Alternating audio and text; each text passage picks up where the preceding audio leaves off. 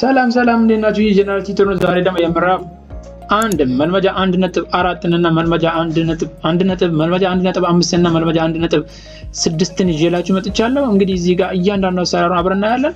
ምንድነው የሚለው አንደኛ ጥያቄ ላይ በሚከተሉት ሰንጠረዥ ውስጥ የተሰጡትን መስመራዊ የኩነት አረፍተ ነገሮችን እውነት የሚያደርገውን ከተሰጡት ተለዋዋጮች የተለዋጭ ዋጋ ምረጥ ነው የሚለው። ስለዚህ እያንዳንዱ እንዴት እንደምንመርጥ እንግዲህ አብረን በምስራ እናያለን ማለት ነው። እሺ እንግዲህ ቀጣይ ደግሞ መልመጃ 1.5 ምንድነው የሚለው ሀ ላይ 2 ጠ ሲደመር 1 እኩል ይሆናል 9። ያ ማለት የጠ ቦታ ላይ 2 3 ወይም ደግሞ 4 የትኛው ቢገባ ነው እውነት የሚያደርገው የሚለውን ነው ማለት ነው የምንሰራው። ስለዚህ እውነት ሊያደርገው የምችለው የትኛው ነው የሚለውን ነው የምንሰራው። ልክ በዚህ መልክ ሌሎችን እንሰራለን ማለት ነው። ስለዚህ አሁን ይሄንን በዚህ መልክ በምንሰራበት ጊዜ ምን ይሆናል ማለት ነው? እዚህ ጋር በቀላሉ እያንዳንዱ እዚህ ጋር እያስገባን 2ን 3ን 4ን ለየብቻ እያስገባን ከምንሰራ ምን ማድረግ ይቀለናል ማለት ነው። እዚች ጋር 2 ጠልና እኩል ይሆናል እዚህ ጋር ስንት አለ? 9 አለ 9። ልክ እቺ ሲደመር 1 የምትለው ከእኩል ይሆናል በኋላ ከእኩል ተረፈ ነገር በኋላ ወደዛ ሲጣልፍ እንትና ሲቀነስ 1 በቀላሉ የጠ ዋጋ እናገኝና ከዚህ ውስጥ የጠ ዋጋ ሊወክል የሚችል የትኛው እንደሆነ በቀላሉ እናውቃለን። ከዛ ምን እናደርጋለን? 2 ጠ እኩል ይሆናል 9 ሲቀነስ 1 ስንት ነው? 8 ነው። ከዛ ይሄን ሲካፈል ለ2 እናደርጋለን። 2 በ2 ይጣፋል። ከዛ ማን ይቀራል? ጠ ይቀራል። ከዛ በኋላ 8 ሲካፈል ለ2 4 ይሆናል። ስለዚህ እዚች ጋር የጠ ቦታ የሚገባ ማን ነው ማለት ነው? 4 ነው ማለት ነው። ግልጽ ነው አይደለ? ግልጽ ካልሆነ ኮሜንት ላይ ሀሳባችሁን አስቀምጡልኝ። እሺ አሁንም እንሂድ። አሁን ደግሞ እዚህ ጋር ሁለተኛ ላይ ምንድን ነው ጥያቄው? 4 መ ሲቀነስ 7 እኩል ይሆናል 1 ነው የሚለው። የጠ ዋጋ ስንት ቢገባ ነው ይሄ ነገር እውነት የሚያደርገው? 2 ነው 3 ነው 4 ነው። ይሄን ምን እናደርጋለን ማለት ነው? 4 እና እኩል ይሆናል እዚህ ጋር ስንት አለ? 1 አይደለ? 1 እዚህ ጋር ሲቀነስ 7 ስለሆነ ልክ ከእኩል ይሆናል ሲያልፍ ይሄኛው እኩል አረፍተ ነገር ሲያልፍ ሲደመር 7 ይሆናል። ከዛ ምን ይሆናል? 4 መ እኩል ይሆናል 1 ሲደመር 7 8 ነው። ሲካፈል ለ4 4 በ4 ይጠፋል። ማን ይቀራል? መ እኩል ይሆናል 8 ሲካፈል ለ4 8ን ለ4 እናካፈላለን ስንት ነው ማለት ነው? 2። ስለዚህ የመዋጋ ስንት ይሆናል ማለት ነው? እዚህ ጋር 2 ይሆናል ማለት ነው። ልክ በዚህ መሰረት ቀጣዩን ጥያቄ እንሰራዋለን ማለት ነው። ቀጣዩ ጥያቄ ምንድነው የሚለው? 5 ሲደመር ረ እኩል ይሆናል 12 ነው የሚለው። የረ ቦታ 5 ነው 6 ነው ወይስ 7 ነው የሚለው እናያለን ማለት ነው። ስለዚህ 5 እኩል ይሆናል እንልና 12 ይቅርታ ረ እኩል ይሆናል እዚህ ጋር ምን አለ? 12 አለ። እቺኛዋ 5 አውንታ ናት። ስታልፍ አውልታ ወይ ደግሞ ኔጌቲቭ ትሆናለች። ሲቀነስ 5 ይሆናል። ከዛ በኋላ ምን ይሆናል ማለት ነው? እዚህ ጋር ረ እኩል ይሆናል 12 ሲቀነስ 5 ማለት 7 ማለት። ስለዚህ የረ ቦታ ማን ይገባል ማለት ነው? 7 ይገባል ማለት። አሁንም እንቀጥል። ቀጣይ ጥያቄ ደግሞ እንደሚለው 2 ነ ሲቀነስ 3 እኩል ይሆናል 5 ነው የሚለው። ስለዚህ ይሄኛውን በምንሰራበት ጊዜ እንዴት ይሆናል ማለት ነው? 2 ነ እኩል ይሆናል እዚህ ጋር ማን አለ? 5 አለ። እዚህ ጋር ደግሞ ሲቀነስ 3 አለች። ወደዛ ስታልፍ ሲደመር 3 ሆናለች።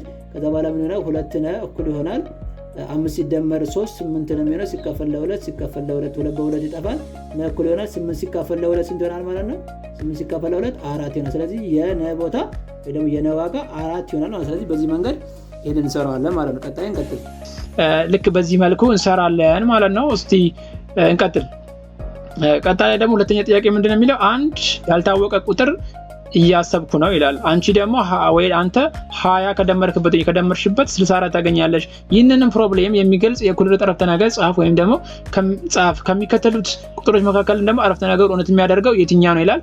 ያ ማለት አረፍተ ነገሩ እውነት ሊያደርግልን የሚችለው የተሰጠን ምንድነው ማለት ነው? እዚህ ጋር 40 አለ 44 አለ 54 አለ። ከዚህ ውስጥ አንዱን እናገኛለን ማለት ነው። ይሄንን ፕሮብሌም የሚገልጽ የኩል ተረፍተ ነገር ጽፋለን። መጀመሪያ አንድ ያልታወቀ ቁጥርን ብንለው ሲደመር 20 እኩል ይሆናል ስንት? 64 ታገኛለህ ወይም ታገኛለች። የቦታ ስንት ነው እንደቀደሙ ነው። ስለዚህ ምን እናደርጋለን? እኩል ይሆናል እዚህ ጋር ስንት አለ? 64። ስለዚህ 64 እዚህ ጋር ሲደመር 20 አይደለ? ወደዛ ሲያልፍ ሲቀነስ 20 ይሆናል። ከዛ በኋላ 64 ሲቀነስ 20 ስንት ይሆናል ማለት ነው? 40 ይሆናል። ስለዚህ አረፍተ ነገሩ እውነት የሚያደርግልን ስንት ነው ማለት ነው? 40 ነው። ስለዚህ ከተሰጠን ውስጥ 44 እና 54 ተሰጥቶ ነበረ። ከዚህ ውስጥ አረፍተ ነገሩ እውነት የሚያደርግልን የቦታ 40 ይሆናል ማለት ነው። ቀጣይ ደግሞ በዳኔ ለወንድሟ የልደት ቀን የሚሆን 650 ብር ሰጠችው። ስለዚህ ወንድሟም በፊት ከነበረው ብር ላይ በመጨመር 800 ብር ጫማ ገዛ ይላል። ስለዚህ መጀመሪያ ወንድሟ በወንድሟ እጅ ላይ የነበረው ብር የሚገልጽ የኩነት አረፍተ ነገር ጻፍ። ከዛ በኋላ ከጻፍን በኋላ ከ100 ብር ከ150 እና ከ200 ብር የተሰጠውን የአረፍተ ነገር እውነት የሚያደርገው የትኛው ነው? ያ ማለት የኩነት አረፍተ ነገር ከሰራለን በኋላ ከዚህ ውስጥ አንዱን እንመርጣለን ማለት ነው። ስለዚህ ልክ በዚህ መልክ እንጋለን። ስንት ብር እንዳለው ስለማናውቅ ጠን እንላለን። በዳኔ ስንት ሰጠችው? 650 ብር ሰጠችው። ከዛ በኋላ ሄደና እሱ ደግሞ የራሱን ብር ጨምሮበት በ800 ብር ጫማ ገዛ። ስለዚህ መጀመሪያ የነበረው ብር ስለማይታወቅ ተኩለናልና እዚህ ጋር ስንት ይላል? 800 አጠቃላይ የነበረው አሁን ነው። ከዛ አሁን ያለው ብር ነው ማለት። ከዛ በኋላ ይሄን ወይዛ ስናሳልፍ 650 እንቀንሳለን ማለት ከ800 ላይ። ስለዚህ ከ800 ላይ 650 በምንቀንስበት ጊዜ ስንት ይሆናል ማለት ነው? ተኩል ይሆናል 150 ይሆናል ማለት። ስለዚህ ይሄ ልጅ መጀመሪያ ስንት ብር በእጁ ላይ ነበረው ማለት ነው? 150 ነበረው። ልክ እህቱ 650 ሲጨምርለት ሄደና በ800 ብር ጫማ ገዛ ማለት ነው። ስለዚህ ከዚህ ውስጥ ከተሰጠው ውስጥ ከ100 ብር 150 ነው ወይስ 200 ብር ነው የተሰጠው አረፍተ ነገር እውነት የሚያደርገው ለሚለው 150 የሚለው አረፍተ ነገሩን እውነት ያደርግልናል ማለት ነው። እንሰራለን ማለት ነው። አሁን ደግሞ ቀጣይ ላይ መልመጃ 1.6 አብረን እናያለን ማለት ነው። መልመጃ 1.6 ምንድነው የሚለው? የሚከተሉትን መስመራዊ የኩነት አረፍተ ነገር መፍትሄ ፈልግ ይላል። ልክ አንደኛ ጥያቄ ምንድነው የሚለው? 12 እኩል ይሆናል ሀ ሲቀነስ 6 አለ። ለደግሞ 12 ለደግሞ 3.8 ሲደመር የ እኩል 19 የሚል አለ። ሐመር ውሃ ደግሞ ጀ ሲቀነስ 6 እኩል ይሆናል 5 ይላል። ስለዚህ ይህንን እንግዲህ አብረን እንሰራለን ማለት ነው። ልክ መፍትሄ ስንፈልግ ለዚህ እንግዲህ ምን ይሆናል ማለት ነው? ሀ እዚህ ጋር ስላለ ቀጥታ ሲቀነስ 6 ወደዚህ እናሳልፋታለን። ከዛ ምን ይሆናል? 12 እዚህ ጋር ሲቀነስ 6 ነበረች ከእኩል ይሆናል አረፍተ ነገር ስታልፍ ሲደመር 6 እኩል ይሆናል ሀ ይሆናል። ከዛ 12 ሲደመር 6 18 ይሆናል እኩል ይሆናል ሀ። ስለዚህ የሀ ዋጋ 18 ይሆናል። መፍትሄው ይሆናል ማለት ነው። ከዛ ቀጥሎ ደግሞ ምንድን ነው የሚለው? 3.8 ሲደመር የ እኩል 14 ነው። ስለዚህ ምን እናደርጋለን? የእኩል ይሆናል እዚህ ጋር ስንት አለ? 19 አለ። ከዛ በኋላ እቺ 3.8 ወደዛ ስታልፍ ሲቀነስ 3.8 ሆናለች። ከዛ በኋላ ከ19 ላይ 3.8 እንቀንሳለን። ከዛ 9 ሲቀነስ 8 አንድ ይሆናል። ከዛ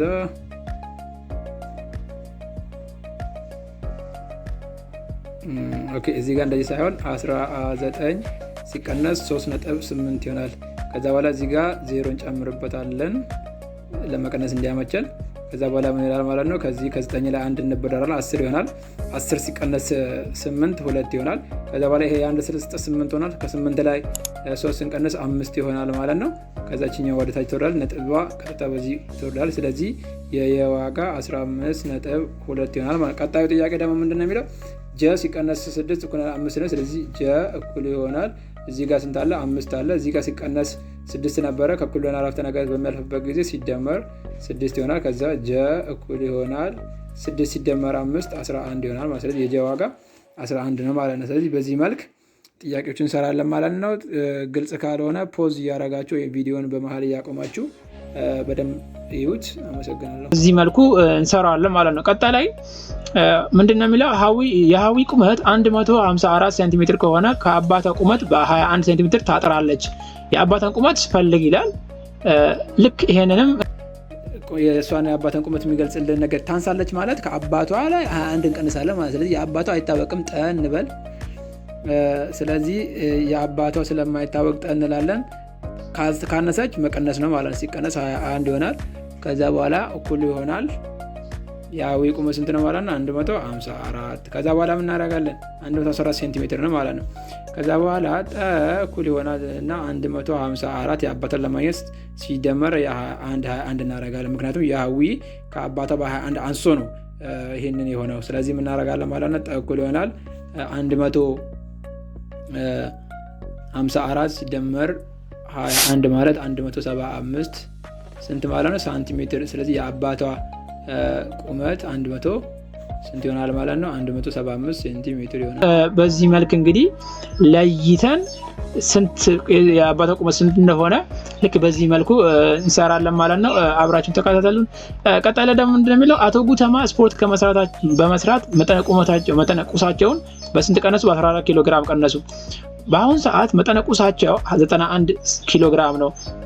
የአቶ ጉተማን የበፊት የመጠነ ቁሳቸውን የሚገልጽ መስመራዊ የኩነት አረፍተ ነገር ጻፍ ነው የሚለው። ስለዚህ የአቶ ጉተማ በፊት የነበረች መጠነ ቁስ ምን ያህል እንደሆነ አብረን እንፈልጋለን ማለት ነው። ስለዚህ ልክ ስንፈልገው በዚህ መልክ እዚህ መጠነ ቁሳቸው በፊቱን ለማወቅ ምን እናደርጋለን ማለት ነው። የበፊቱ አይታወቅም ጠ እንበለውና ከዛ ሲቀነስ 14 ኪሎ ግራም እንበል። ምክንያቱም 14 ኪሎ ግራም ስለቀነሱ እኩል ይሆናል 91 ኪሎ ግራም። ስለዚህ ምን ይሆናል ማለት ነው ጠ እኩል ይሆናልና እዚህ ጋር 91 ኪሎ ግራም የነበረው 91 ኪሎ ግራም ሲደመር የበፊቱን ለማግኘት አይደለም ስለቀነሱ የበፊቱን ለማግኘት ደግሞ ግዴታ እንደምራለን የቀነሱትን ያህል ማለት። ስለዚህ ልክ 14 እዚህ ጋር ሲቀነስ የነበረው ወደዛ ሲያልፍ ከእኩል አረፍተ ነገር ሲያልፍ ሲደመር 14 ኪሎ ግራም ይሆናል። ከዛ ምን እኩል ይሆናል 105 ኪሎ ግራም። ስለዚህ እሳቸው በፊት የነበራቸው መጠነ ቁስ ስንት ነበር ማለት ነው? 105 ኪሎ ግራም ነበር ማለት ነው። ይሆናል ማለት ነው። ቀጣይ ላይ ለምንድን ነው የሚለው አራተኛ ጥያቄ ደግሞ 8.9 በ8.9 የሚያንስ ቁጥር ውጤቱ 41.9 ነው። ቁጥሩን የሚገልጽ መስመራዊ የኩነት አረፍተ ነገር ጻፍ ይላል። ቁጥሩን ፈልገው። ስለዚህ መስመራዊ የኩነት አረፍተ ነገር ከሰራን በኋላ ቁጥሩን እንፈልገዋለን ማለት ነው። መስመራዊ የሸኛውን ጥያቄ ደግሞ ስንሰራ ምን ይሆናል ማለት ነው? በፊት የነበራቸው ወይ ደግሞ ቁጥሩን የሚገልጽ መስመራዊ የኩነት አረፍተ ነገር በምሰራበት ጊዜ በ8.9 የሚያንስ ቁጥር ውጤቱ 41.9 ከሆነ ይህንን የሚገልጽ መስመራዊ ኩነት በመጻፍ ቁጥሩን እንፈልጋለን። ስለዚህ ምን ይሆናል? ጠን በላይ በፊቱን ቁጥርና ከዛ በስንት ያንሳል?